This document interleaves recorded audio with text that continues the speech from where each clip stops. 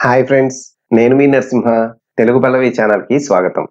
జ్వాలాదీపంలో జాబిల్లి 5వ భాగం. రచన బిఆర్ వరదరాజులు గారు. చంద్రిక కత్తితో కోపంగా చూస్తున్న రాజగురువుని చూసి భయంతో వణికిపోతూ, తల భారంగా ఉండడంతో వైద్యుని వద్దకు వెళ్తున్నాను అన్నది. రాజగురువు పెద్దగా నవ్వుతూ, ఎంతో మందిని మోసగించిన నాకు నువ్వు మోసం చేస్తున్నావని తెలుసుకోవడం కష్టమా? నా గురించి రాజుగారికి చెప్పడానికి వెళ్తున్నావు కదా, నీ అంతు చూస్తాను, లోపలికి రా అని అరిచాడు. చంద్రిక భయంతో, నన్ను వదిలేయండి, మీ గురించి ఎవరికీ చెప్పను, ఇక్కడ ఉండడానికి భయంగా ఉంది అన్నది. అదంతా నాకు తెలియదు. ఈ రోజు నేను చెప్పినట్లు చేసి రేపు నువ్వు ఎక్కడికైనా వెళ్ళు, నేను పట్టించుకోను. ముందు ఆ పళ్ళు యువరానికి ఇవ్వు. అతి తెలివితేటలు చూపించావంటే నీ ప్రాణం తీస్తాను అనడంతో చంద్రిక భయంతో లోపలికి నడిచింది.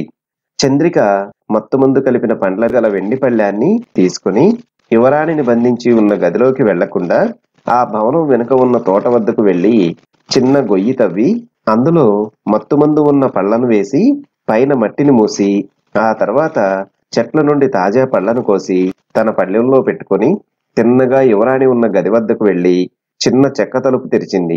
కాని యువరాణి దగ్గరికి రాలేదు. చంద్రిక వంగి లోపల చూసింది. యువరాణి పడుకొని ఉంది. చంద్రిక, యువరాణి, మీకు పళ్ళు తీసుకువచ్చాను, రండి అని పిలిచింది. యువరాణి కోపంగా, నాకు ఆకలి లేదు, నువ్వెళ్ళు అన్నది. చంద్రిక చిన్న స్వరంతో, యువరాణి, మిమ్మల్ని ఇక్కడి నుండి తప్పించడానికి వచ్చాను, త్వరగా ఇక్కడికి రండి అని అనడంతో యువరాణి సంతోషంతో అక్కడికి వచ్చి, ఎప్పుడు నాకు ఈ చీకటి గది నుండి విడుదల, త్వరగా చెప్పు అన్నది. అవసరపడకండి, నేను చెప్పింది ముందు వినండి. ఈ రాజగురువు మిమ్మల్ని చంపడానికి తీసుకువచ్చాడని తెలిసింది. అందువలన మిమ్మల్ని కాపాడాలనుకున్నాను. మీకు మత్తు కలిపిన పళ్ళు ఇచ్చి మీరు మత్తులో పడితే ఈ రాత్రికి నిన్ను బయటికి తీసుకుపోవాలన్నది ఆయన ఆలోచన. నేను ఆ మత్తు పళ్లను తోటలో పూడ్చి మీకు మంచి పళ్లను తీసుకువచ్చాను. మీరు వీటిని తిని మత్తులో పడినట్లు నటించండి. ఆ తర్వాత ఎలాగైనా మిమ్మల్ని బయటికి పంపడానికి నేను సహాయం చేస్తాను. అంతా జాగ్రత్తగా జరగాలి. రాజగురువుకు అనుమానం రాకూడదు అని తాను తీసుకువచ్చిన పళ్లను యువరానికి అందించింది. వైజయంతి సంతోషంతో తీసుకొని మనసారా ఆనందంతో పళ్లను తినింది.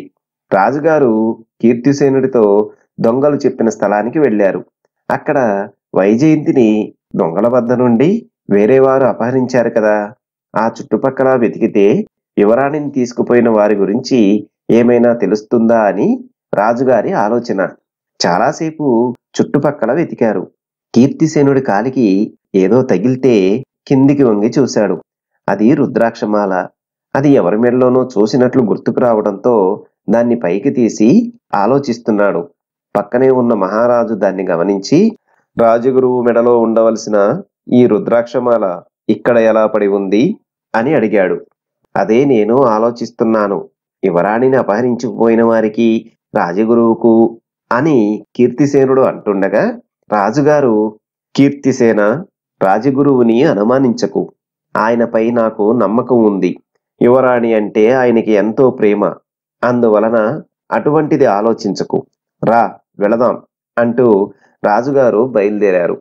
రాజుగారు గుర్రం స్వారీ చేస్తూ ఆలోచించసాగారు. కీర్తిసేనుడితో రాజగురువుపై అనుమానం లేదని పైకి అన్నారు గాని మనసులో చిన్నగా అనుమానం ఉంది. వెంటనే రాజగురువును పిలిపించి ఆ సంగతి తేల్చాలనుకుని అంతఃపురం చేరిన వెంటనే సైనికుల్ని పంపి రాజగురువుని తీసుకురమ్మన్నాడు. కాని కొంతసేపటి తర్వాత సైనికులు తిరిగి వచ్చి రాజగురువు తలనొప్పితో బాధపడుతున్నారని, మర్నాడు రాజుగారిని కలవడానికి వస్తాడని చెప్పడంతో రాజుగారు అనుమానంతో తల్లడిల్లిపోయారు.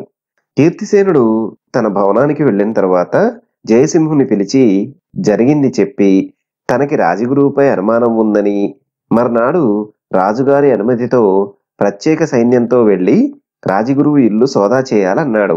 జయసింహుడు రాజగురువుపై అనుమానం ఉందని చెప్పి రాజుగారు అనుమతించకపోతే తాను రహస్యంగా రాజగురువు ఇంటికి వెళ్లి అన్ని గదులు సోదా చేసి వస్తానని చెప్పడంతో కీర్తిసేనుడు సంతోషించాడు.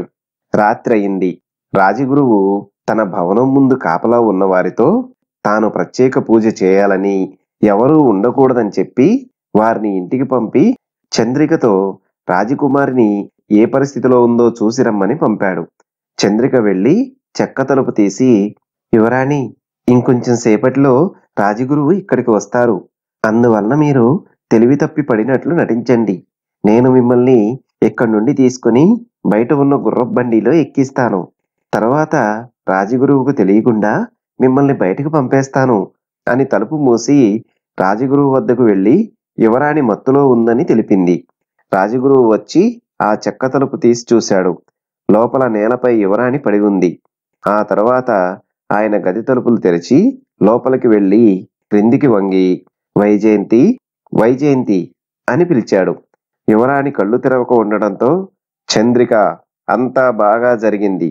నువ్వు నెమ్మదిగా యువరాణిని మోసుకుని భవనం ముందు ఉన్న గుర్రపు బండిలో ఎక్కించు. నేను వెనకనే వస్తాను అన్నాడు. అలాగే, కాని గుర్రపు బండి తోలేవాడికి మీ సంగతి తెలిసిపోతుంది కదా అని అడిగింది చంద్రిక. ఇంత చేసిన వాడికి ఆ సంగతి తెలియకుండా పోతుందా? ఈరోజు నేనే గుర్రాలను నడుపుతాను. ముందు నేను చెప్పిన పని చేయి అని పూజా గదికి వెళ్ళాడు.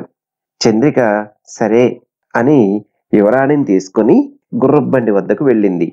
వైజయంతి కళ్ళు తెరిచి, చంద్రిక, మనం బయటికి వచ్చేసాం కదా అన్నది.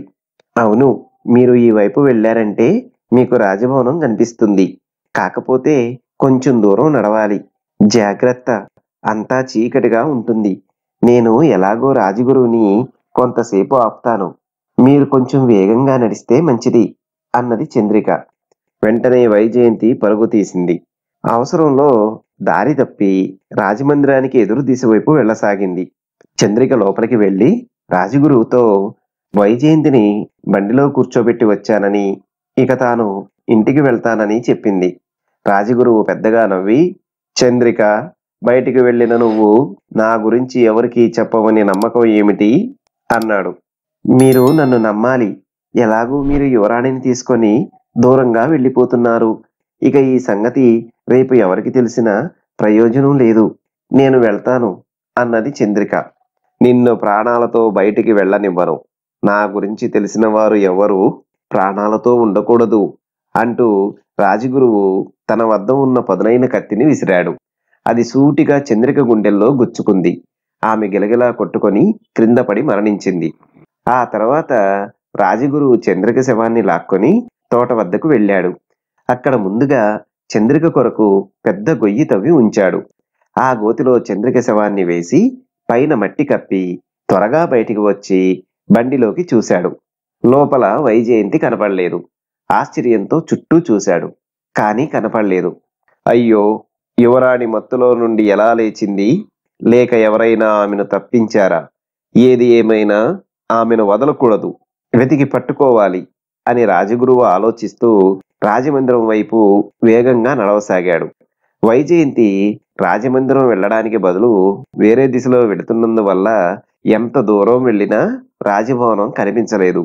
కనుచూపు మేరలో ఒక్క ఇల్లు కనిపించలేదు. అంతా పెద్ద పెద్ద చెట్లతో నిండి ఉంది. అంతా చీకటిగా ఉంది. వైజయంతి భయంతో ఆగిపోయింది. ఇక ముందుకు వెళ్లడం మంచిది కాదని వెనక్కి తిరగాలని నిర్ణయించుకుంది. గజదొంగ గంగులు నలుగురు అనుచరులతో దొంగతనానికి బయలుదేరాడు. రాజగురువు తనకి సహాయం చేయనని అనినందువలన తానే ఎవరి ఇంటినైనా దోచుకోవాలనుకున్నాడు. అతను వస్తున్న దారిలో వైజయంతి ఒంటరిగా నిలబడి ఉండడం గమనించి దగ్గరకు వెళ్లి, ఇంత అర్ధరాత్రి ఒంటరిగా ఇక్కడ ఏం చేస్తున్నావు అన్నాడు. వైజయంతి బెదురుతూ, నేను యువరాణిని. నన్ను రాజగురువు బంధించాడు.